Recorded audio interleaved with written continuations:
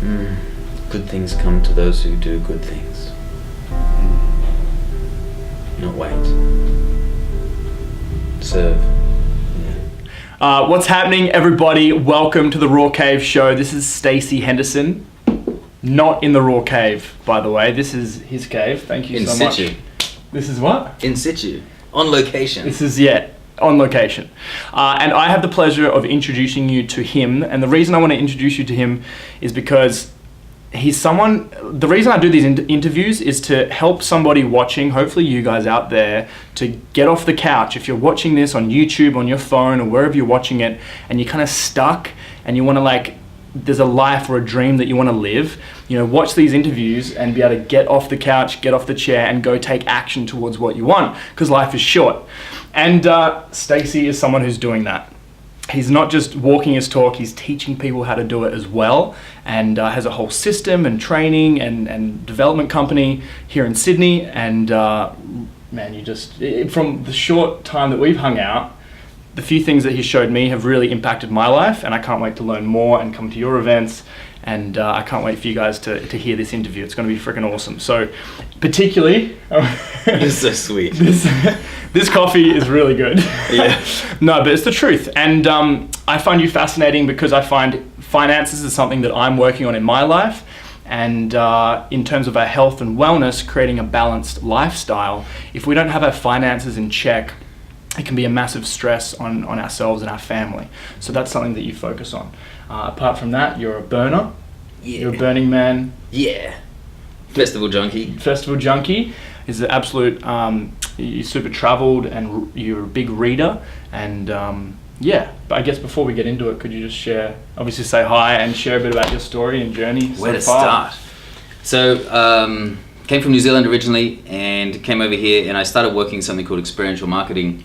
That evolved, I found that I was really good at that, and I went on to create a nice little micro niche inside experiential marketing where I was getting paid more than anyone else in the country, and I only had to work a few months of the year. At the same time, I'd set up another business in property, and subsequently I ended up being able to take holidays for at least 6 months of the year. Now this was in my early 30s when I was about 32. Wow. So I created two micro niche businesses, and I realized that the freedom that gave me, and then to top that off, it was ridiculous. I didn't have to really work because I had these things working for me. And then I became a tour guide. I got the job of being a tour guide in Europe. So that really just was the icing on the cake. And I'd spend summer in Europe and summer in Sydney. I got to do that for 4 years. And I felt like I had a little bit too much, to be honest. It wasn't fair. My life was spectacular, and I just was craving to share what I had learned through that micro niche process with other people. I really had a feeling like I had too much and it wasn't fair, and I literally was conscious and would say that out loud to myself on a daily basis. So since then, I've devoted my life to helping other people to discover what I discovered in my history, which is the micro niche is written in the life that I've lived to date, if that makes sense. So that's a bit about me, where I'm at now, or where I was. And you run events. So trainings. Yes. So through that process, through my first workshop series was actually a result of having that micro niche in the experiential marketing. So if you know what promotional people are that give away free stuff, right? You know those people. I noticed that a lot of them had similar issues. So I launched a workshop series called ABN School for people who had ABNs, and so that was my first workshop series. Through running the workshops, I realized that actually started to build a kind of an authority around my name in this ABN and sort of self-employed sort of world. And so from that lesson, I went on to build a number of different workshop series to sort of isolate or to build a brand around my name in the certain areas that I was interested in. So I've run workshops in share housing, I've run workshops in what was the other stuff? The promotional brand ambassador training school, promo school, and then subsequently I decided to run workshops in something that was really challenging, which is life skills. So my first workshop called Life Design started over 3 years ago, and I've been running that in a number of different locations. Then there's business design, money design, and life design. So that's past, present, future. That's sort of what there's based on. Be, do, have, and that sort of stuff. Excellent. Yeah. And so now I actually have a system where not only can people learn what I teach, but they can actually find their own micro niche and launch their own business and create their own online profile to build an authority process through running their own workshops in their own house. What was that like when you first decided to go, okay, I'm going to do a workshop? Obviously the workshops now are probably a bit more smooth and Yes. got more of a system to them, but Very what much. was that like doing those first couple of workshops? Terrifying, actually. The first time I ran an ABN school workshop, I had 40 of the most influential people that I could get my hands on in the relevant industry. I was terrified. It was a 2-hour workshop, and I actually stopped doing it. Oh, yes, yeah. I got a standing ovation, but I didn't like it, and I didn't go back, which was really interesting. And one of the best lessons from that, I spent 3 years writing that content. Wow. 3 years To do it designing once. that workshop. I ran it once, I got a standing ovation, but I didn't like it. I didn't like the way it felt. I didn't like the content, the subject matter that I was talking about. It wasn't really in line with who I saw myself as. Fair enough. Amazing lesson. So, What's the lesson? the relative thing with your question is that nowadays, when I have a workshop idea, or if I, over the last few years, if I have an idea, I don't sit there for 3 years trying to get it right. I go live, and that's what the POVAR system is about getting people to identify their niche and just launching, because I don't even really know what I have to offer until I've offered it to a number of people, You can and only their guess. feedback helps me refine what my most powerful tools are. Yeah. Yeah. So yeah. And then what made you get into it again? You found then your niche?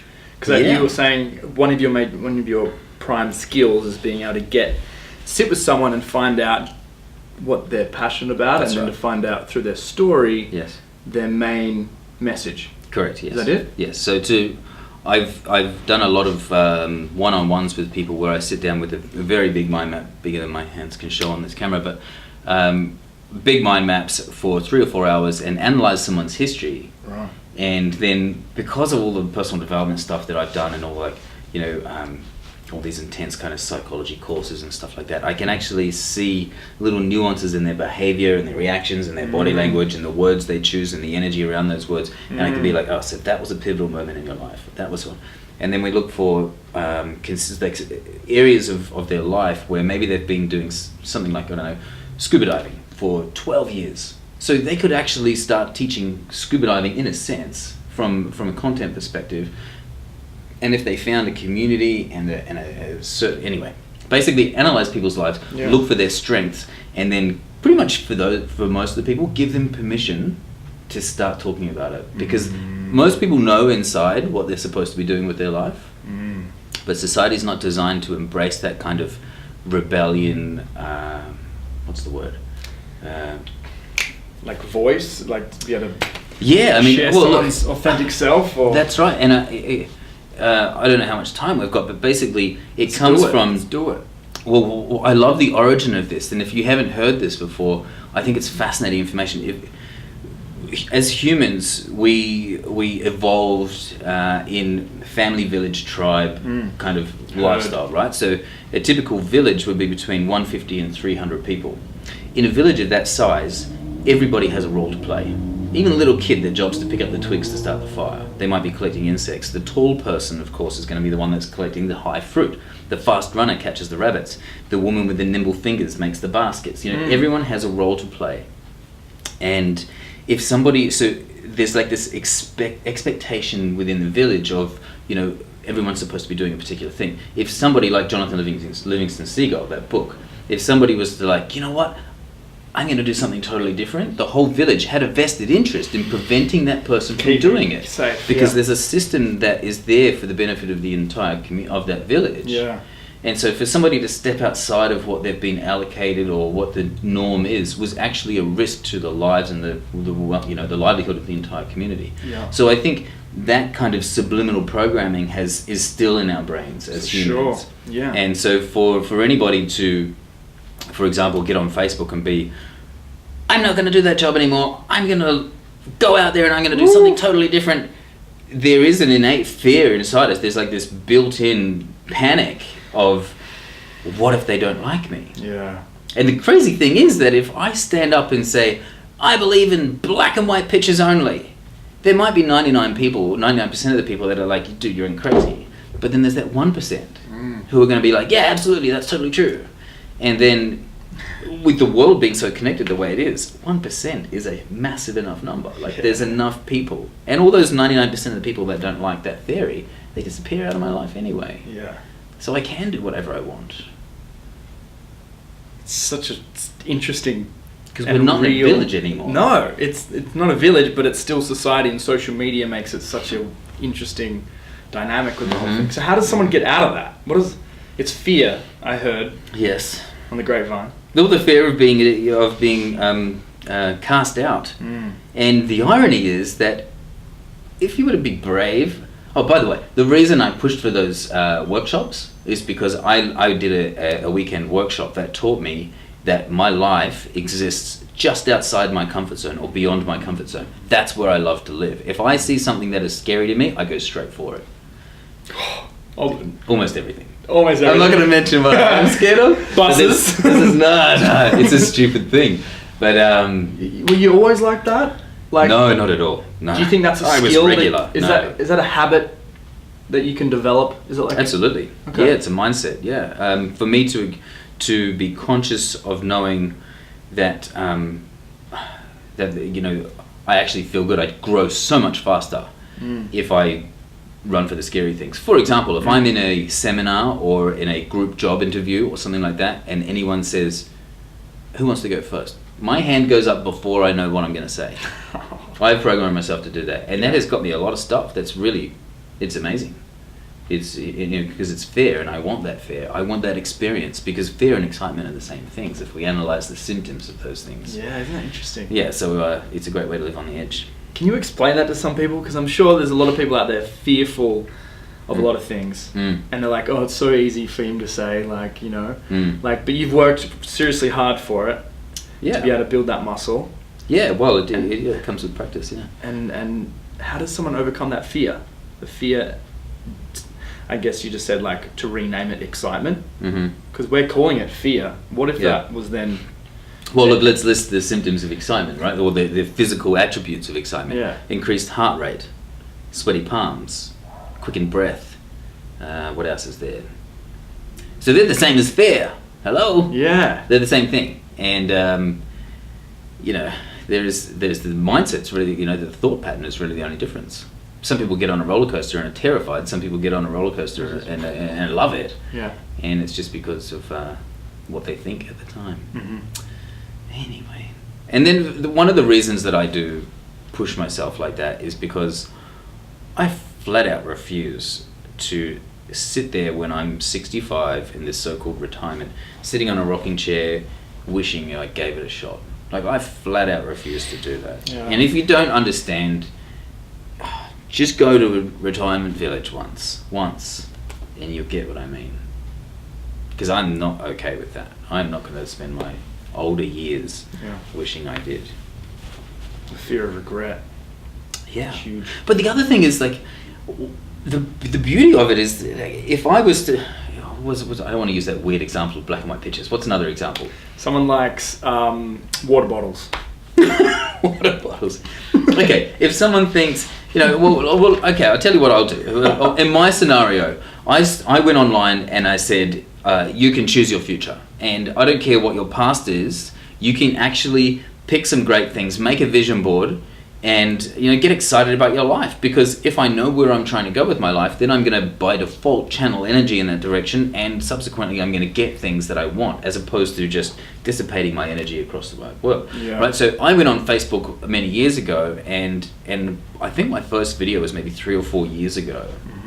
I can tell you, I was fucking terrified. Yeah. I was absolutely shitting myself. Totally. Because I was about to be scrutinized. I was about to put myself out.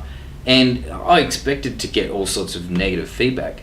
I did get it. I have had, haters, so to speak, but I don't really mind. But the thing that I want other people to realize, I want you to realize, is that by putting myself out there, sure, there might have been a portion of my circle of friends at that time, my social circle at that time, who didn't enjoy what I said, and maybe they've drifted away. But the ones who did enjoy it, they have brought in other people. And so effectively, I've ended up with the same 160 key people in my life. It's just that the ones that didn't really resonate with me anyway, they've gone. No one got stabbed. Everything's okay. And people that actually love me more for what I'm talking about come in. And so it's kind of like, it actually reminds me when I quit alcohol. Because when I quit drinking, all my friends were drinkers. And I went through this painful experience of being alone all of a sudden. But then I started to develop a whole new circle of friends who weren't drinkers. And that's the same with breaking away from what you're currently doing and going out and trying something new, or being somebody new. Like, there is a transition period, yes, and that's what everyone's afraid of, is that transition period. How does someone overcome that transition period? Because I think we live in a world where, like, social media is crazy. You get to see people's life, that, you know, there's people traveling and doing what they love, and some people at home looking at these posts and going, oh God, you know, I wish I could do that. Yes. I know you're big on vision boards, Yeah. right? How does someone make that transition a lot more smooth? Yeah, sure. Should they just stop hanging out with those people, those drinkers, or whoever they're hanging out with, and find a new social group? Is there an easy way to do it? I think you know, the three key components of the workshops that I teach. The three workshops. There's, you know, like I said, there's business design, money design, and life design. Business design is on the past. So if somebody studies their history, they can see that they're actually very valuable, because most people have this vague opinion of who they are. The money design is not just about money and finances. It's great to know how much your life actually costs, but in there we also analyze our time and our daily habits and why we operate the way we are. But life design is really the motivation to do those other two bits of work. Because if somebody's not excited about, if somebody isn't actually trying to get something, then why would they change? If someone's not motivated about the idea of, you know, for me, you know, and I think a common thing nowadays is working on a laptop, traveling the world, staying in Bali and Thailand, Egypt, whatever you want. Like, that's a true possibility for anybody over the age of 27, as far as I'm concerned. Anyone over the age of 27 who's had enough life experience to write some powerful story from the shit they've been through, or the wins they've had. So if they can actually get excited about something in the future, then until they actually... By the way, I'm talking about stopping, taking an entire day off. Wow, a whole day. Yeah, we have 714,000 hours in our lives. 714,000, 74,000 days in the average life. In fact, I think it's more now. To stop for even, you know, 8 hours and deliberately go to your favorite place and to get a pen and paper and write out, what the fuck am I trying to do? And most people, 97% actually, do not do that. And I personally think that it's an insane symptom in our world. I can tell you the people that do create amazing things in the world, they do that. They definitely know what they're trying to do with their life. Yeah. So how to break out of that is to first choose, and I'm talking not just solutions to problems that are happening in your life now. So maybe if you're broke, one of the first things you think of is, I need 10 grand. Or maybe if you hate your job, I need to change my job. Yeah. This is the default things that people want. It's not necessarily what they really want. What they're trying to do is take the pain away from what's happening now. Yeah. So I'm saying, I'm not interested in that. What I want is like 6 months, 12 months, 2 years, 10 years, 20 years. Like, I've got pictures up there for when I'm 65. Wow. That represent what I want my life to be about. So everything I do is funneling towards this one cause. I can tell you, it makes my life so much easier because I don't squander my time. I mean, you know, like, everything has a direction and a purpose. So if somebody knows what they're trying to do, then all the other stuff that you already know, everyone already knows what they're supposed to be doing to make their life better. But unless they're motivated about the goal, then they're not going to do the work. So that's the answer. How to get out is to first choose something that actually... 100 things, by the way. 100 things. Sure, yeah. Okay. Yeah. Oh, gosh. It sounds so simple. It is actually pretty simple. It's not easy though, is it? I think... Like, if it was easy, I think everyone would be doing it. Do you know what I mean? Like, yeah. It's quite tough for people. And look, there is a system for it, which is so fantastic. There's definitely a system for it. Let's switch gears for a second. Finances and money. Tell me a little bit about this Finding Zero. Is it Finding Zero? Finding Zero. Finding Zero. Yes. And how that's where did you find that? Okay, so many years ago, actually around the same time that I did the vision board, probably about 7 or 8 years ago, my first vision board, which yes, it did work. The vision board works? You betcha. It blew my mind. Some people are so against them. I think I love I don't just chuck some nice pictures on a board. I am very, very deliberate, and if you saw them, you'd see that they are crafted, organized plans. Yeah. There are images that represent plans for my life. They're not just like happiness and a sunset with puppies and shit. Like that. And I think that's like a mood board, and they have a place in people's lives. But anyway, the Finding Zero, I don't know where the inspiration came from, but basically I recorded everything that I was spending, not projecting a budget for the future, which is very common. People are like, okay, next week I'm only allowed to spend $28. So that's all fine and dandy if you're one of the few types of star signs or character type people who actually can do that, but most of us can't really adhere to any of that crap. So what I'm talking about is auditing how much I actually spend in my life. So I was living in a different house. I had my own 2-bedroom apartment overlooking Bronte Beach, killing it when I had that micro niche thing going on, and I was getting paid all right and stuff. So I was in a long-term relationship, so I broke up after 5 years with this girl. She moved out. I had this apartment to myself, and I can't remember what happened, but basically I thought, okay, I got to start over. I have to redo everything. So I went through and wrote down all the money that I spent, and I could not believe how long this list was.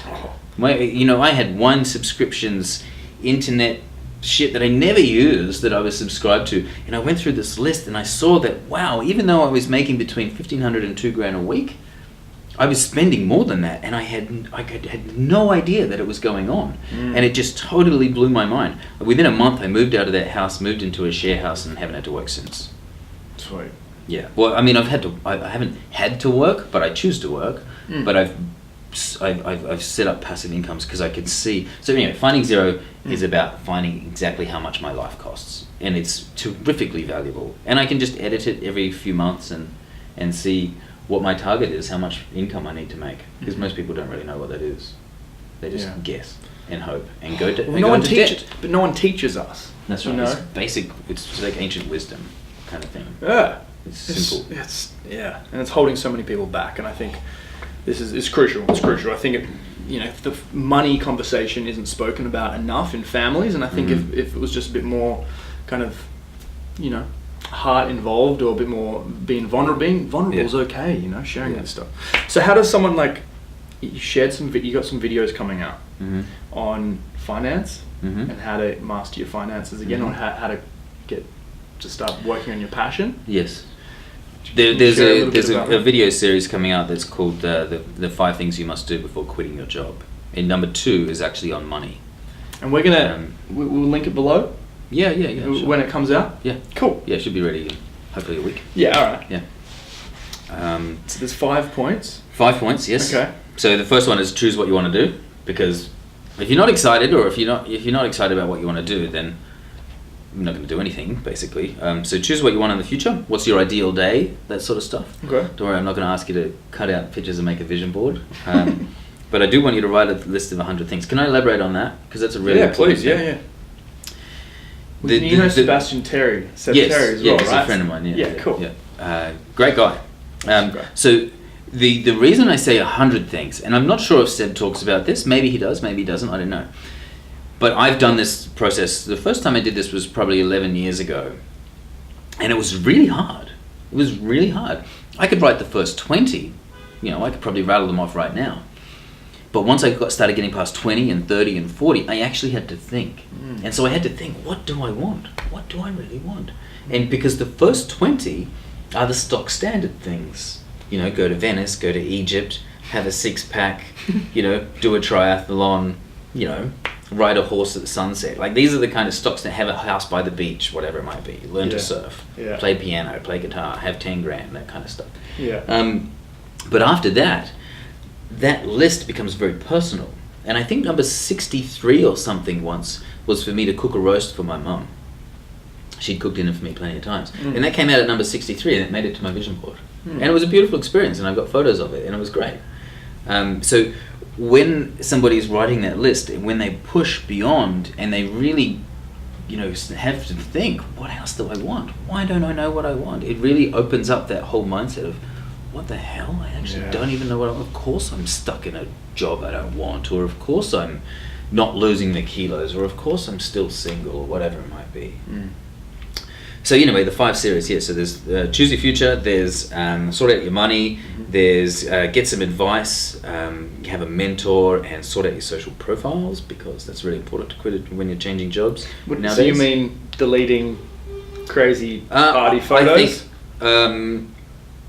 I think, well, depends on the job. But the employers definitely check that stuff now.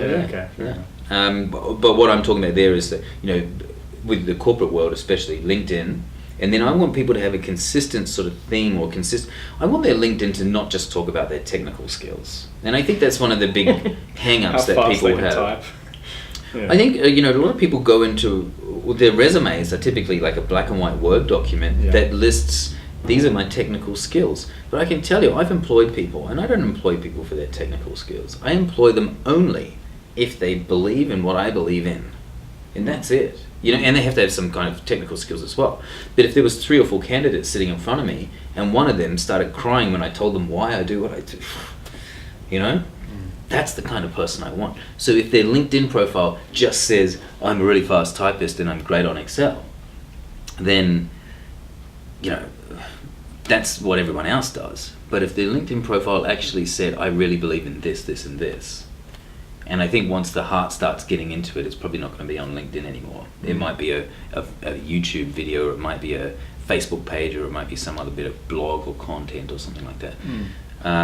So anyway, so that's number 3. Number 4 is pursue personal development, and those different aspects, those different categories of personal development. And then number 5 is, of course, do your history study and find, explore who you are and why you are who you are, because that's where your purpose is. And I think a lot of people go sailing around the world and go and meditate and sit on a mountain and do the Camino and go to Ubud and all that sort of stuff looking for their purpose. I can find someone's purpose sitting here in 3 hours. And it's a beautiful process. And I think anybody can do it for themselves. They just need to look through their life and see why they live the way they live, what matters to them, and what they want to change about the world.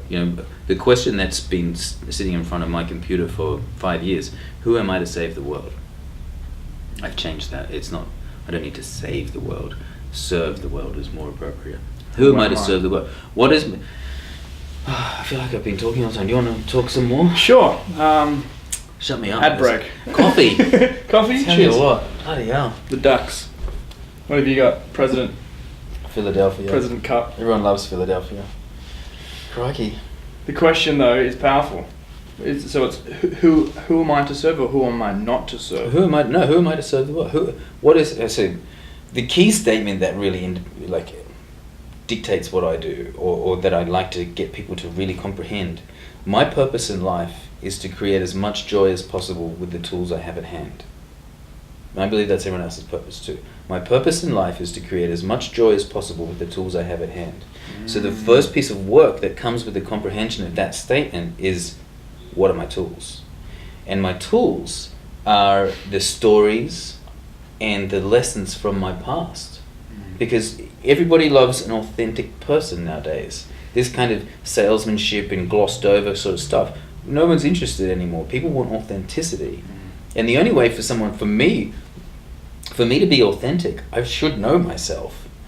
And so by writing down my life story, and in 10,000 words, sit down and write 10,000 words, and then you'll have your opinion of yourself will change. You will see the value. It will be converted from the spaghetti version of my past into data, and I get to look at it and be like, fuck, that time I got fired actually made me who I am. I thought it was a bad thing. Holy crap, it's a good thing. And that's what the Business Design Workshop is about. It's about getting people to analyze their past and turn it into data so they can actually analyze it and actually work with it. and see them as assets, because everything that's happened in the past, if I'm still alive, I win. So everything that's happened, no matter how good or bad it might be, actually is a tool or an asset, and my purpose in life is to create as much joy as possible with the tools I have at hand. So my first task is to isolate and identify those tools and to articulate them and share them so that other people who are looking for the lessons that I've already been through, I can help them. And I can create joy. And I can create as much joy as I can by being really clear on who I am and what I offer. Yeah. Goodness me. Does that make sense? It's amazing. Yeah, absolutely. And it's not spoken about. You know, it's not valued. Like it's like go, move on in this world, you know? Can I just add something there? I think it is spoken about.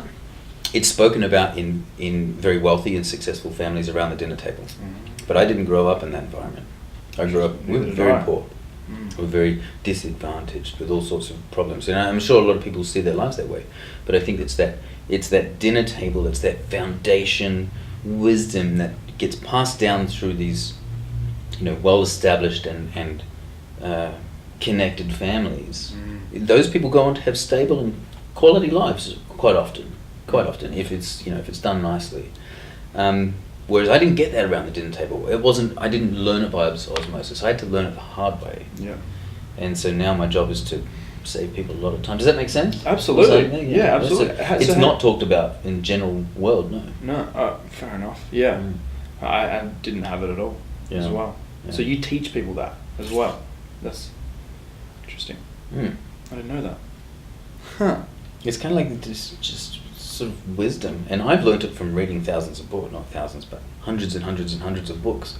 So, you know, I'm not inventing this stuff. I've just extracted the most powerful stuff that's worked for me. Yeah. And I share what's worked for me. What are your top 3 books of all time? Well, I like to pick from, I have my libraries right here. I think, relative to this conversation, John DeMartini, there's a book called The Values Factor. Yeah, it's right there.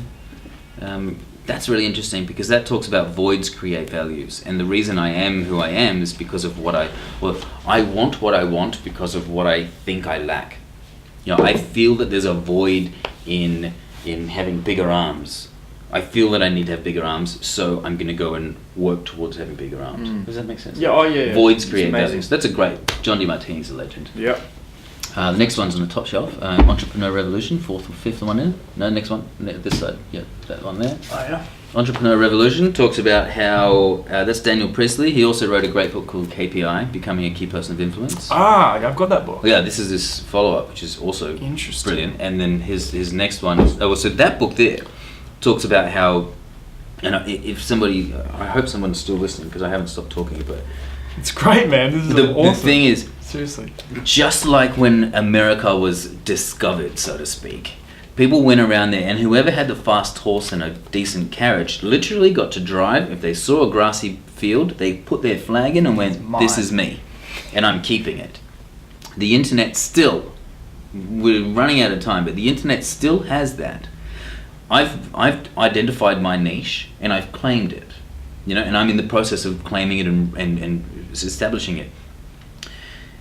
There is, in a sense, limited flags that can be put down. Not everybody can be the domestic kitten, how to bring up kittens in high-rise apartments in China. There is somebody that's making a fortune out of that. I guarantee it. But there's not too many places for somebody to have that micro niche. So everybody has a micro niche that is perfect for them. And if they don't take action and start to claim it, then someone else will claim it, and then then there's a competitor. True. Yeah. What's that book? That's business. This is about how to start a business, and like the Entrepreneur Revolution is companies don't really want to employ staff in-house anymore. They want to outsource. So it's great if you're in a job and you can find that your same skills from your job can actually be converted to be a contractor. Then that's the kind of book, that's a good one to read. Nice. And one more? From the money section, perhaps. There's so many good ones. Yeah, down the end. It's a small one, unfortunately, right at the very end, I think it's called, is, that's Secrets? Secrets of the Millionaire Mind. Is T. Harv Eker. So T. Harv Eker is probably he's kind of like the Anthony Robbins of money. Yeah. I assume you know this guy. Yeah. Yep. So he established something called the JAR system, or he talks about something called the JAR system. It's part of my money workshop. I have something called smart banking, where it's an evolved version. It's a modern version of what he does with a few changes. That has enabled me to be financially free for a long time now. I have great consistent savings, and I honestly never have to think about my money. And I'm not making heaps of money. It's just I have systems in place. My systems, I make enough. I actually, it doesn't even bother me. The money is not an issue in my life anymore because I've systemized it. Not because I went and made heaps of money, but I'd systemized it. I know exactly how much my life costs, and I've created passive and semi-passive incomes that offset all my fixed and variable expenses. And that includes the $5,000 trip to Burning Man. That includes all of those things are factored into this single number here. How much I spend on all the indulgences, all of the secret things, all of the stuff that my whole life over a year is divided down to a single figure, and then I have this passive and semi-passive incomes, which I've created. It took me a long time to create, but it's there.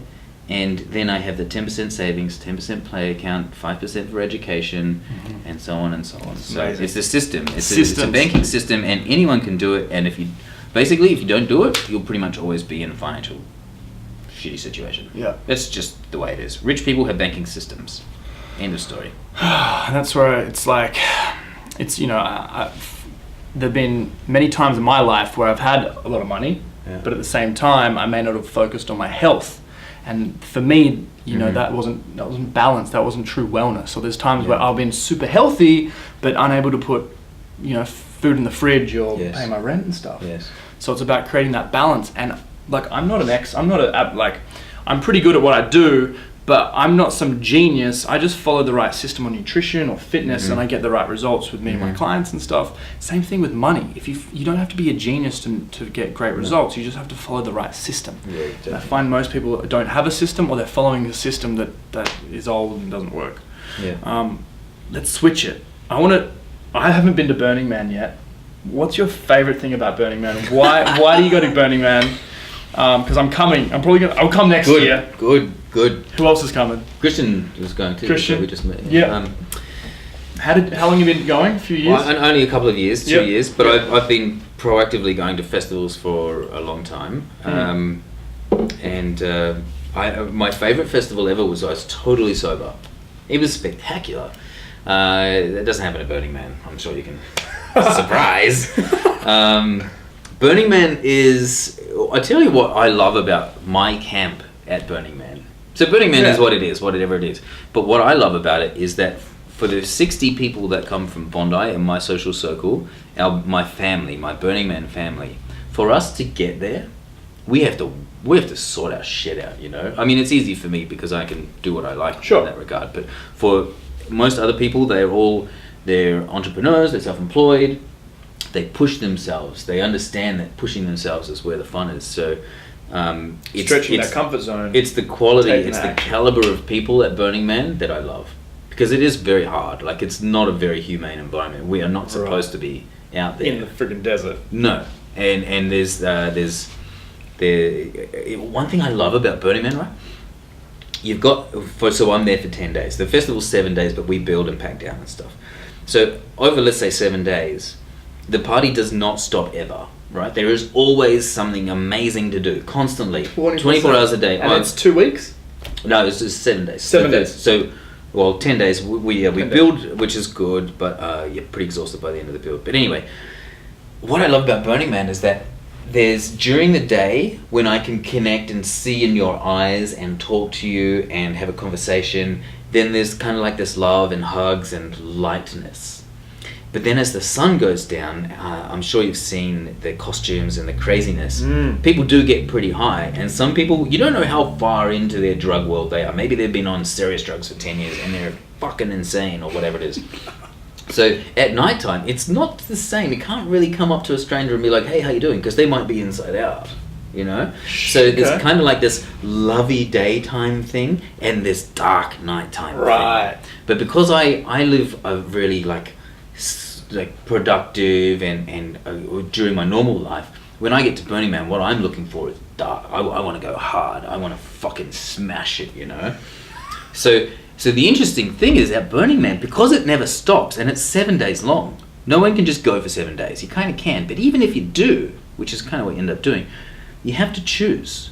Do I want light and fluffy Burning Man, or do I want the love and connection and community and education and spiritual awareness? Daytime versus or nighttime, do I want hardcore. to get in there? And so over the first few days, everyone tries to do everything. But then eventually, you either choose. Do I party until the sun comes up and sleep all day? Or do I turn it around and Take the red pill. connect with all my... Yeah, The blue pill. It's a wonderful thing. And most festivals aren't long enough or big enough to get to that level. Yeah, because Burning Man, there is the best party you've ever been to constantly everywhere. So Wow. it's amazing. It's a big investment for Australians to get there, but I can't imagine why I wouldn't keep going for the rest of my life. Yeah. Yeah. That's so exciting. Yeah. And is there like, what's the major lesson you've learned from going to Burning Man? Is there something about life or about business or about... What is the major lesson? that you've learned? Dude, I go because I said I was gonna go. I just want to have that life. I want to look back and be like, you know what, I fucking killed it. And Burning Man is one of those epic things that a lot of people want to do, and it certainly resonates with me. So, the main lesson, dude, I don't know, man. Deep. I really don't know. Deep. It's It's just alright. this quality. I just want to Just go. I just insist. So my focus, the reason that I do everything that I do, that I've created all these things and push hard, Yeah. is because every day, and this is one of the key elements of my success, every day I do one significant thing for the future me. Every single day, even at Burning Man, which is a totally different world. Do you know what I mean? Like, I don't get, and there's some days, because I don't have to go to work or have a job or anything like that, there's some days where I wake up and that one thing could be an email to somebody, and I'm finished work at 8 o'clock, and I promise you, I will down tools and go to the beach. Because I know that that's all I need to do. And I think if anybody can really comprehend that, because most people, okay, let's go back to the other thing. 97% of people don't know what they're trying to do with their life. If you write that 100 things list, and if you pick something that actually really cares, like, you know what, I want to save those dolphins, or I want to prevent child trafficking, or I want to address alcoholism because of my dad's life, blah, blah, blah, blah, whatever it might be.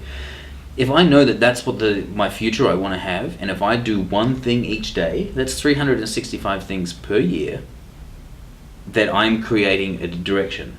The person who doesn't know what they're doing, they have done 0 things. And just because you know and you did one thing, even if it's a phone call to Auntie Zelda who knows that person, even if it's reading a blog, well, it's a bit piss weak, but, you know, depends. I mean, it's a standard, isn't it? So if you know what you're trying to do and you do one thing each day, that's 1,000 things in 3 years in one direction, and you've probably got it. But most people actually don't know where they're going, so they don't do anything in any direction, and they just end up trying to compete against the person that sits in the cubicle over there, who they don't know, they didn't pick to be with, they don't give a fuck about, and they compete against that guy and try to get a better business card and a Porsche. And that's... I have to make some guy rich at the top. Yeah, well, I mean, they're not even aware. They're just a subconscious competition. Yeah. And go out to lunch, and that guy's got a nice suit on. Shit, I better get a better suit. You don't go to the city, you don't even think about that stuff. Anyway. No, go there. I want to quickly share, and we'll wrap it up, but quickly share this idea of the Jenga concept. Sure, absolutely. So I retired pretty much when I was 33, and I had summer in Europe and summer in Sydney. So I wasn't like, you know, sitting on a beach watering flowers like an old man. My version of retirement was being able to pick whatever I wanted to do. So I picked a tour guide job. Summer in Europe, summer in Sydney. I'd come back to Sydney, and I didn't have to go to work, so I would be just chilling around Bondi, and there was nobody to hang out with because everyone had a fucking job. All the quality people I wanted to hang out with, they all had jobs. Nowadays, I have people like this guy and Christian, who was here earlier, and a whole community of entrepreneurs who have this lifestyle. which by the way is real. So I had the void. Oh, how perfect is this segue? John DiMartini. The void that I was experiencing was that every girl that I had dated, that I loved, that I wanted to spend time with, wake up in the morning, I want to go and buy them coffee and croissants and chill out and let's go to the beach. I'm sorry, I got to go to work. Every time. And the dudes that I wanted to hang out with, I only got to hang out with people who just no one basically. So I had this huge void was to set people free, and that's what my system does. It helps them identify their niche, helps them sort out their money and their daily habits, help them choose what they want to create in their life, and only then do they start the business. And run some workshops so that they can identify their micro niche, get some feedback, get some testimonies, clarify their content, and then start a business. And from that point, I send them off to those $10,000 coaches or something like that, because there's a plethora of people serving how to run a business and build a business. Sure. But it's making sure that that seed is planted in the right soil that matters, and that's what my role is, to make sure that people are, instead of investing their time and money into something that turns out they don't like, I want to make sure that they love it and they feel it and it resonates with them all the way through the rest of their life. And that's one person after another, after another, after another. The Jenga tower, yes. Out of the Jenga, the tower of. I'll show you guys the photo. I'll get a little image, and eventually. My goal is to. What's gonna happen to the world when the Jenga system collapses? My purpose with this company is to. Like Occupy Sydney or Occupy Wall Street, where they tried to attack the corporate system with axes and like protest. I'm doing it a different way. I want to extract talented people out of that system and show them and help them to identify something that they love so that they can leave and take their skills and start something separate with their values and people in the planet at the center of their company structure. Yeah. And by taking as many people as I can, taking millions of people out of this corporate structure, it's going to weaken. And it's not that it's bad, it's damaging the earth, and I think everybody's pretty aware of that right now. So my job is to extract people from that corporate system, and eventually that Jenga tower will fill. That feeling that I had when I used to play Jenga, and someone would win and just you're like, no. It's going to be an exciting time. The world is changing. I love it, and I get to do it every day, and it's great. If there was if you had your last 30 seconds on Earth, and you could share a bit of a message with the rest of the planet, what would those last 30 seconds be? It would be, crikey.